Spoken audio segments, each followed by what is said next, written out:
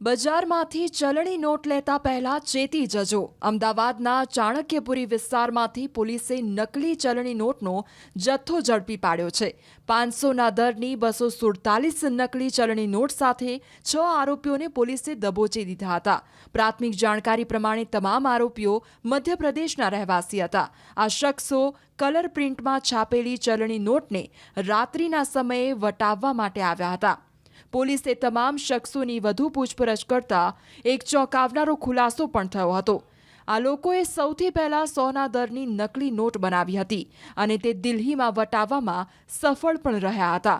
જો કે ત્યારબાદ તેઓએ 500ના દરની નકલી ચલણી નોટ બનાવી અને અમદાવાદના ચાણક્યપુરી વિસ્તારમાં વટાવવા માટે પહોંચ્યા અને પોલીસે તેઓને દબોચી લીધા હતા.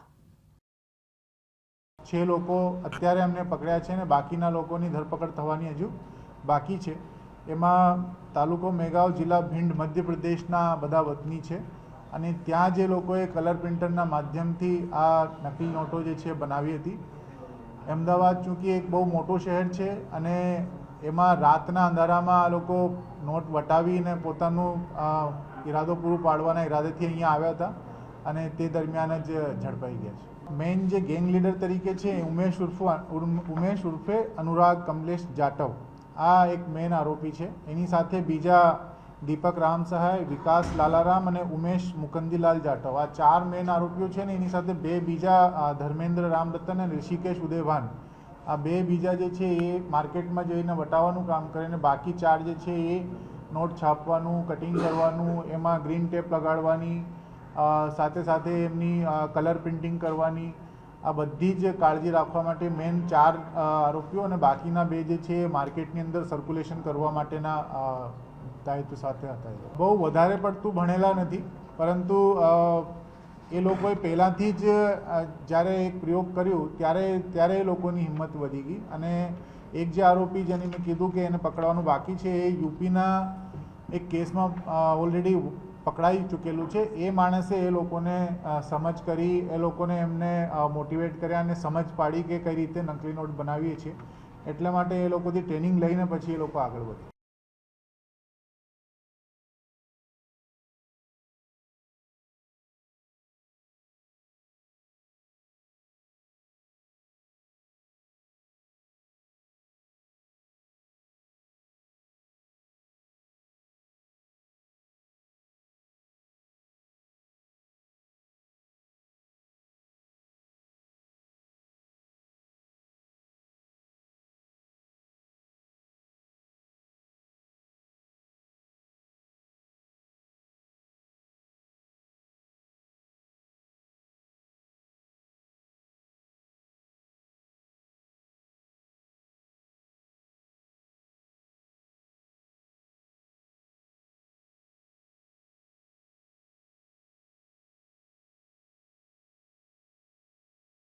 છે લોકો અત્યારે અમને પકડ્યા છે અને બાકીના લોકોની ધરપકડ થવાની હજુ બાકી છે.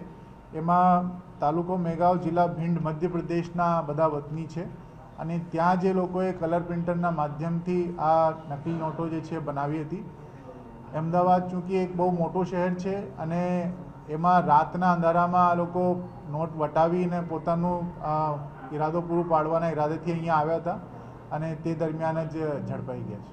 મેઇન જે ગેંગ લીડર તરીકે છે ઉમેશ ઉર્ફે અનુરાગ કમલેશ જાટવ, આ એક મેઇન આરોપી છે. એની સાથે બીજા દીપક રામ સહાય, વિકાસ લાલારામ અને ઉમેશ મુકંદીલાલ જાટવ, આ 4 મેઇન આરોપીઓ છે ને એની સાથે 2 બીજા ધર્મેન્દ્ર રામરતન અને ઋષિકેશ ઉદયભાન, આ 2 બીજા જે છે એ માર્કેટમાં જઈને વટાવવાનું કામ કરે અને બાકી 4 જે છે એ નોટ છાપવાનું, કટિંગ કરવાનું, એમાં ગ્રીન ટેપ લગાડવાની, સાથે સાથે એમની કલર પ્રિન્ટિંગ કરવાની, આ બધી જ કાળજી રાખવા માટે મેઇન 4 આરોપીઓ અને બાકીના 2 જે છે એ માર્કેટની અંદર સર્ક્યુલેશન કરવા માટેના દાયિત્વ સાથે હતા. બહુ વધારે પડતું ભણેલા નથી, પરંતુ એ લોકોએ પહેલાંથી જ જ્યારે એક પ્રયોગ કર્યું ત્યારે એ લોકોની હિંમત વધી ગઈ અને એક જે આરોપી જેની મેં કીધું કે એને પકડવાનું બાકી છે એ યુપીના એક કેસમાં ઓલરેડી પકડાઈ ચૂકેલું છે. એ માણસે એ લોકોને સમજ કરી, એ લોકોને એમને